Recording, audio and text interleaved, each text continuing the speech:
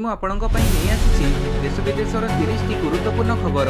आपणको अनुरोध वीडियोटी को संपूर्ण देखिबे। नंबर 1 बात्या दाना प्रभाव रे उत्तर ओडिशा हेबो अधिक प्रभावित।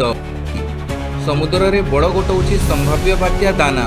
आज बात्यार रूप नेबा परे भीषण बात्यारे परिणत होई 24 तारिख राति 25 तारिख सकाळ मध्यरे लैंडफॉल करिवो। उत्तर ओडिशा एवं पश्चिमबंग रे एहार बेसी प्रभाव रहिबो। एहा प्रभाव रे राज्य रे प्रबल वर्षा सह पवन। नंबर 2 आज संध्यारू वर्षा सबु बंदर को 1 नंबर विपद संकेत जारी।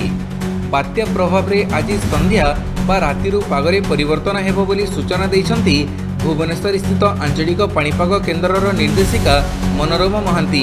सीवियर साइक्लोनिक स्टर्म बा भीषण बात्या 24 राति और 25 सकाळ भितरे उत्तर ओडिशा और पश्चिमबंग उपकूल पुरी सागरद्वीप भितरे उपकूल अतिक्रम करिवो।